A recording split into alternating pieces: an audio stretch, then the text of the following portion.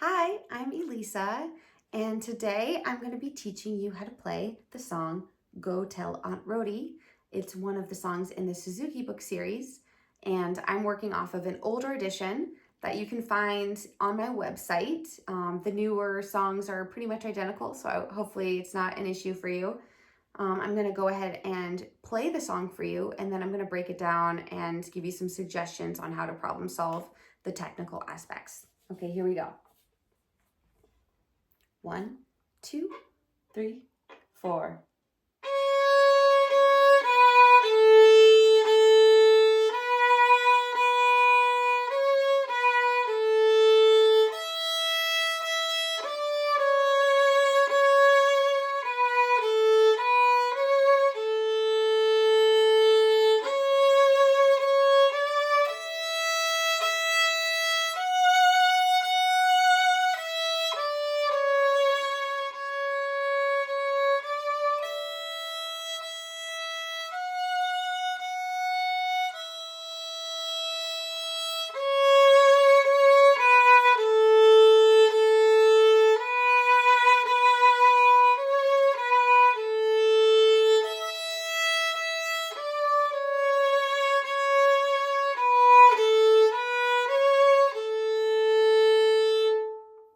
Okay, there it is. This is kind of a famous one that a lot of people like and enjoy, and everybody kind of plays this one at some point, so it's a good tune. Okay, so I think that rhythmically this one is a little tricky because we've got a lot of mixing of quarter notes and eighth notes, and I like to tell people and introduce people to the concept of subdivision. And to subdivide is when you think about the smaller note in the bigger note. Because I wish I had like a little chart here that I could show you with the half note. It breaks down into two quarter notes and then 4 eighth notes. So the notes tuck into each other very nicely. And basically for the quarter note, we think one and then for the eighth note, we think just one, da, da, da, da. They're faster, right? They're twice as fast. So for every quarter note, you can think two, da, da, which each da, da is like an eighth note. So 2, 2, 2, 1, A, A, A, A. And if I've totally lost you, it's okay. Don't worry about it because it takes a while to understand subdivisions and to use them in your practice or your playing. But I like to expose people to the concept so that they can just sort of have it on their radar. So when you're thinking about the quarter notes, basically you want to think about 2 eighth notes happening within that, like 1 and 2 and 1 and 2 and da, da, da, da. Keep those little subdivisions happening within those notes. So don't stress about it. Just something to keep in mind. If you are used to playing with a metronome, that will help you as well. So when we're going through here, I'm going to just go ahead and start at the beginning and just explain each one of these measures for you.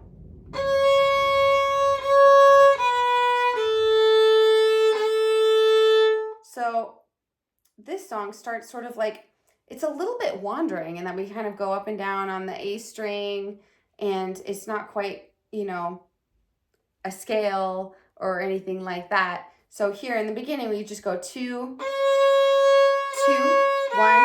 A,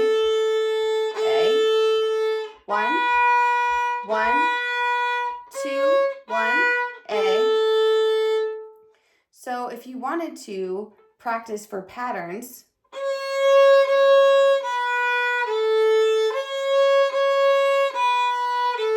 that would be a great pattern to practice over and over again. I like to turn things into sevchek patterns and grab sevchek patterns out of the music that we're practicing. So 2, 2, 1, A would be a great one. So you could also play another pattern would be like a, or you could play a,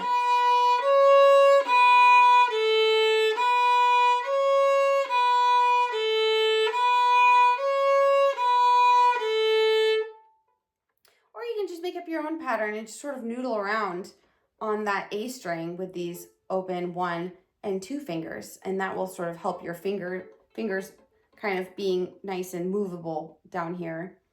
And let's go on to measure 3.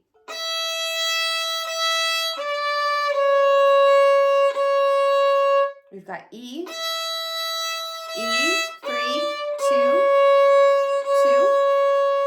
So this is, if you do your scale on your A major scale as your warm-up, then that string crossing hopefully is a little bit practiced, but just keep a heads up there that that open E to the 3rd finger is always a little bit tricky because you've got that string crossing.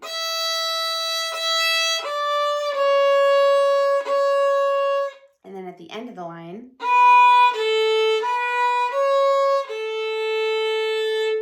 and in that last measure, we've got a nice 4-note pattern there that we could just practice. 1, 0, 1, 2.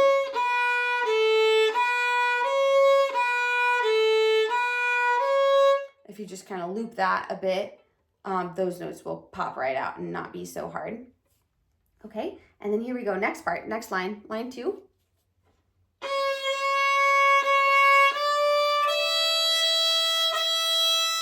Again, with your scale, that this string crossing is something that we could work out here. 2, 2, 3, E, E, and then the next line or measure, we've got 1.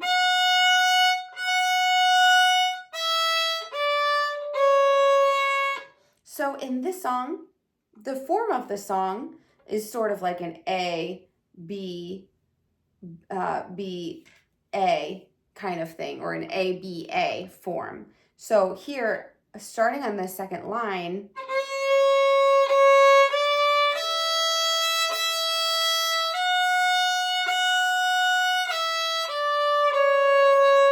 the next part, the next 2 measures are very similar, almost identical. It's a little different at the very end of the line, but it's sort of like a call and response kind of thing where we're playing one piece of music and then we bring it back again. So sometimes people like to play it the 2nd time, maybe a little bit quieter because it's like shh, off in the distance or something like that. Right, this is exactly the same. Except for here, we hold that E out. Okay, so that's that line. And then, oh, look at this. The last line, again, is the same as the beginning. Whew, that's great.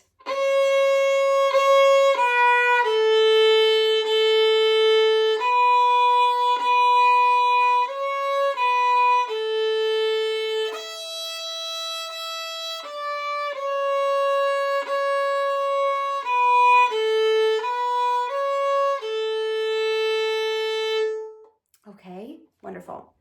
So before I let you go, I'm gonna just do a little bit of an example of the subdivision with you, just a little bit more. It's probably gonna be confusing. Don't stress, it's okay. I'm just gonna show you. So in terms of the subdivision, I'm gonna use 1/8 notes. So my click, these are 1/8 notes. And so when I play a quarter note, it's gonna be 2 clicks happening inside of my quarter note. So I'm gonna play that first line just as a demonstration here with my 1/8 note click. Hopefully you can hear that. So I'm thinking D, D, D, D. These are my 1/8 notes. 1 and 2, go.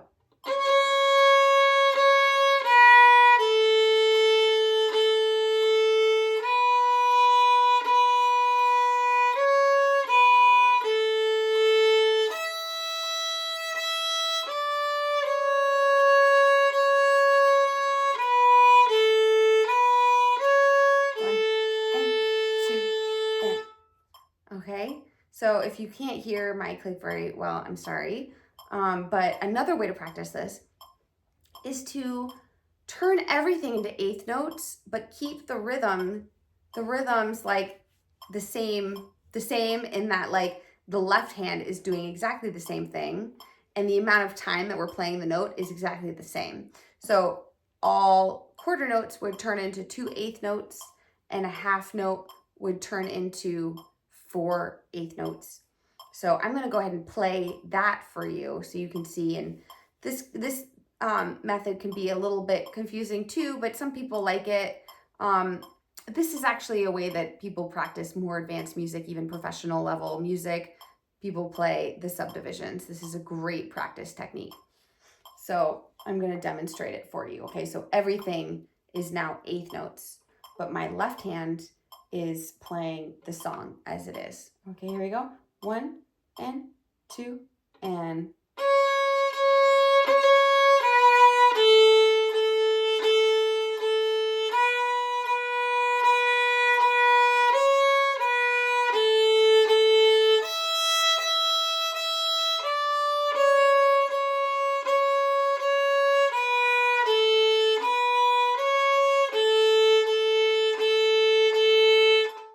Great. So if somebody was playing the song just normal as written, my subdivision should tuck right into theirs and we would play pretty much the same thing. So anyway, I hope you found that helpful, and thanks so much for learning music with me, and I'll see you next time. Bye.